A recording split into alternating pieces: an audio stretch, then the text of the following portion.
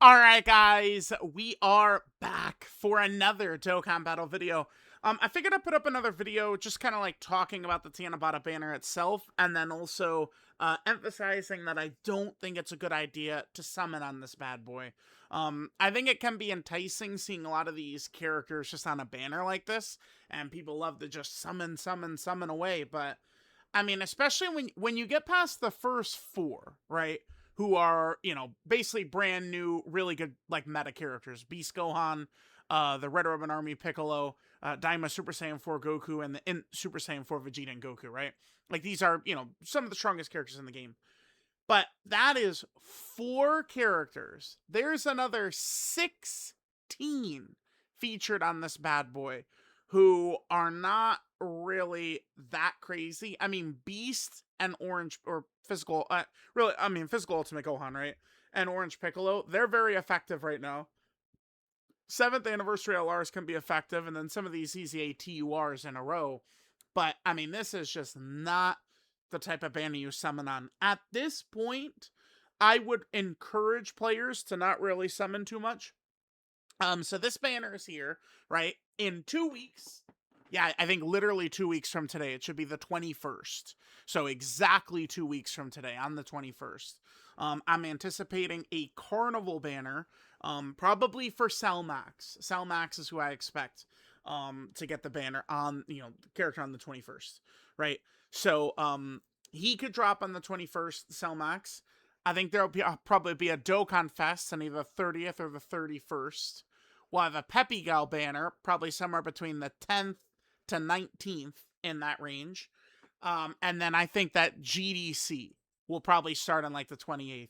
I think it should be all hands on deck, saving stones for GDC. All right, GDC is going to have very strong characters.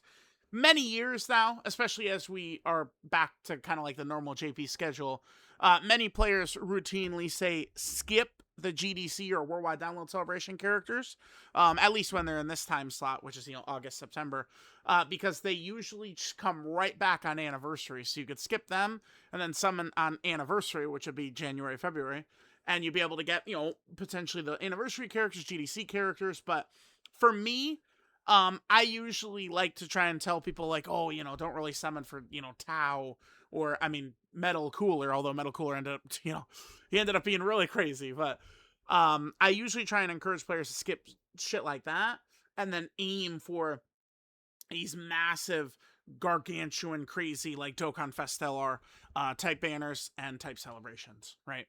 So, okay, let's just read kind of what this says. I think the best thing you can do when it comes to like this exact banner, and I mean, we'll see what they do next year. Personally, I think 2025, the 10th anniversary year, was the best that the schedule was, where GDC was in this time slot. So it's if they would have kept the schedule, literally today, the GDC Part 1 characters would have come out, because the 7th is kind of like the global anniversary date, right? And last year they put GDC on the 7th of July to celebrate the global anniversary. That was the point. But they went back to the JP schedule. Well, a lot of us do prefer that schedule, and I hope that they would go back to it. The 2025 year, I just feel like the flow of everything just worked a lot better, and it ended up being where the anniversary characters were returning on these GDC banners, so the banners were just much better than, these like Tanabata type banners. But if we maintain, what I would call kind of like the JP schedule in 2027, this is again going to be a banner you're not going to want to summon on, I think, as any type of player, really. Whale, free-to-play player, anything, right? So, all right, so Scorching Onslaught, Transcendent Campaign, Dokkan Festival. So yeah, Super Saiyan 4 Goku and Super Saiyan 4 Vegeta do return, right? We'll see what they're going to do with the Carnival characters, Super Saiyan 3 Vegeta and UI Goku and Evolution Blue Vegeta. I would have to double check. I feel like the Carnival characters, so 2 years ago, last time we had this schedule, it was Blue Gogeta and the Gammas. If I'm not mistaken, I think they did not return during Tanabata, July 2024. I think where they returned was in GDC, I believe. So that could be the case here too. Like UI Goku and Evolution Blue Vegeta, and then Daima Super Saiyan 3 Vegeta might not return until GDC in August and September. But again, we'll see how it's gonna go. So yeah, there's tickets. I mean, these are global exclusive. Must be nice. There are 14 free tickets that anyone can get just via the panel missions. All of the missions are now available, with the last one being Dokkan Frontier, which came out last night with the banner. So all of those, again, are available there. Here, of course, are the characters. If you summon on the banner, you do get pity for the LR Beast Gohan banner. So that's good that they keep it between the two banners there. Now, we have a 77-hour only super multi-summon discount. So you get your 3 multis, and then on the 4th multi, it's free, which is cool. And then, yeah, here we go right here. It's the pity coin for LRB Gohan right there. Here are some of the tickets, and then kind of like the event periods. Again, I think that we could expect the Part 2 LR on the 21st, right? They too kind of give this banner its own sort of like free reign. So we do want to keep that in mind. All right, so we can talk a little bit individually about the characters, and then we can finish up. I think Beast is pretty good. Like, he's kind of like a borderline top 10 character. He could be very strong, but I mean, if enemies aren't putting their attacks in a favorable spot for him, sometimes that could hold him back a little bit. From my experience, I would say Beast seems to be the hardest hitter in the game to me. But we'll continue to see and play more and stuff. But especially if you throw like a full crit build on this guy, he really can just wipe the bosses away very quickly. Right, but that's kind of the one thing about him, is he is pretty much just a damage character. He's not really providing a ton of support and stuff, right? Like, if we look at Daima Super Saiyan 4 Goku, this is the thing I will defend this guy heavily with, and I feel like people don't give him credit for, is, I mean, he has intro support, he has passive support for Daima or Goku family, and then he has super attack effects support if you hit the EX Super right here, right? Like, he has all these different layers of support that he could give, which is really good, right? Like, just tons of support. And he's stronger defensively than Beast. And in my experience, Beast does a lot more damage than him.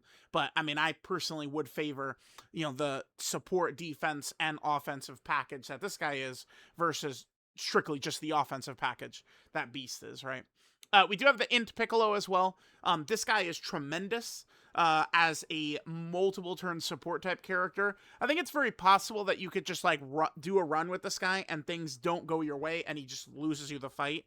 Definitely is a thing that can happen. But I think like once you fall below 30% HP at the end of the turn, this guy transforms into having, in my opinion, a Dokkan Fest LR level impact. Is what this banner unit can have. This guy, I think, is crazy. I actually put him in the Dokkan Diamond. I thought he was so good and really needed a spot. This guy is incredible, right? But, like, should you summon on this banner, try and get him? Hell no. Hell no. We talked about Daima Super Saiyan 4 Goku. The Int Super Saiyan 4s are very good. They've kind of held up. They just have a nice package of everything they're able to do. At least the first turn, the orb changing is very good.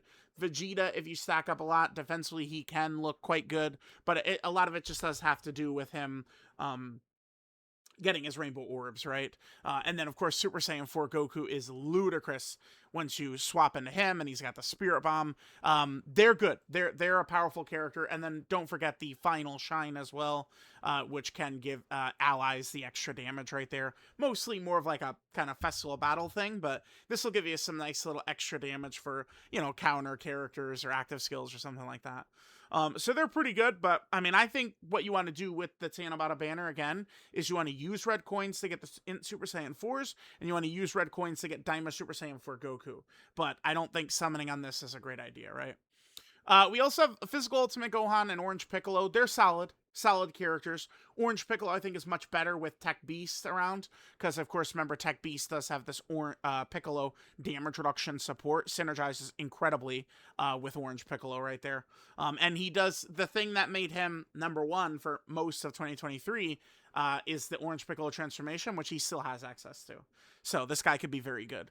7th anniversary LRs, I'm not as high on these guys as others are at this point, but I mean, they're very effective. And if you build around them, I mean, they could still be super good, right? With the stacking, the orb changing, You know, the rainbow orbs that they'll have once they transform, the Scouter for Super Saiyan 4 Gogeta, the counter. These guys do have a lot of great abilities still. Both of the 7th anniversary LRs. They're very impressive characters, I think. Very impressive still.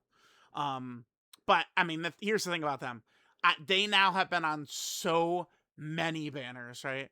So we got the banner list here, too. Right? So it's like, so here, these are new unit banners right here. So they're on Omegas, 10th anniversary Vegito. They're on Beasts, like Fusion Zamasu. Like, they've just been on so many new banners. And then these would be just, yeah, kind of like older ones. Okay.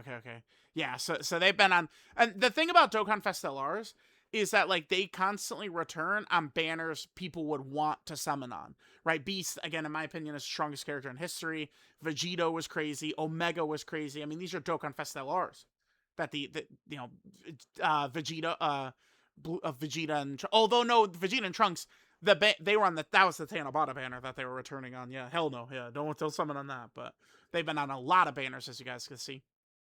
Then I pulled up the Gammas. The Gammas are effective. The Gammas, especially on superhero lineup, movie hero lineup, you could use the Gammas. They could be good, but again, you don't need to summon here to get them.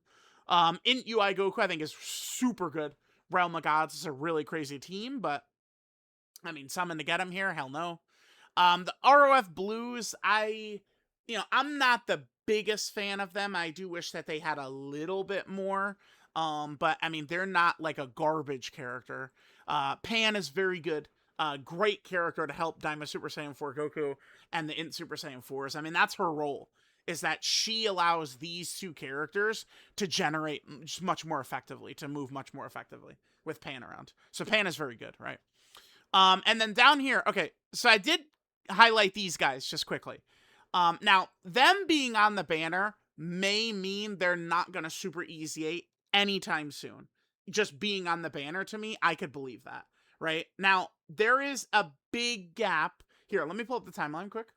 Unless there's a character that's just not coming to mind right now, the most recent, like, summonable character super easy as we have, and remember, there are many before Int UI that have not super easy yet, right? STR Cell, Tech Golden Frieza, there's numerous older characters. So, like, it's not like we can never kind of, like, guesstimate what the order or blah, blah, blah, blah, blah. Int UI has super easy aid. He was obviously Saiyan Day of 2018.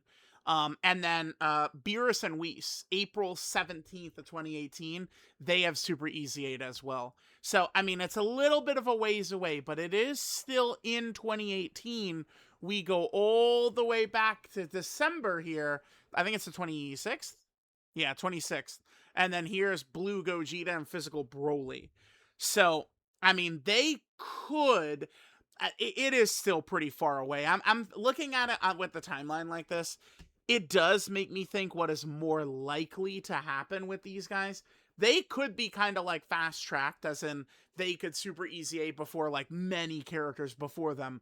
But I think it would be during a major celebration, and definitely not this TDC. Not implying in any way that they will super easy in this TDC.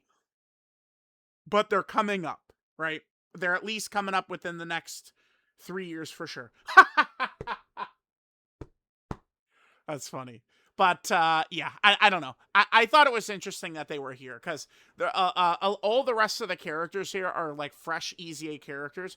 I guess Tech Ultimate Gohan is not, but Tech Ultimate Gohan, he's a 2020 summonable character. So he's nowhere near, like, he's not even in discussions for Super Easy A, this guy. These characters, like, 12th anniversary, I could see these guys Super Easy A. Them, like, jumping way ahead during a super major celebration, right, is what I'm saying. So this could be a good opportunity. Like, I bet you there's a very good chance these two, Gogeta and Broly, these guys are not on another banner until they super easy A. I would make that call right now, that you're not going to see these guys until they actually super easy A on another banner. But the fact that they're even here, that does kind of feel like it is probably at least, I don't know, a year away at minimum. Because you guys might have noticed, but they're fucking stingy with old Dokkan Fest exclusive characters. They are stingy. They don't just drop them on every banner. In my opinion, all the Dokkan Fest exclusives up to like 2019, they should just be in the unfeatured pool on Dokkan Fest exclusive banners. Like, I don't see why you can't summoning for, Tech Metal Cooler. Oh, we pulled, physical Kid Buu as an unfeatured Dokkan Fest on Dokkan Fest banners. I think it should be like that, but let me know what you guys think. So remember, don't summon, don't do that. If you do want to get Daimogoku or Vegeta with red coins, I think that's smart. That's what this banner is here for, is to allow you to catch up on the anniversary LRs with red coins. So let me know what you guys think. I will catch y'all next time.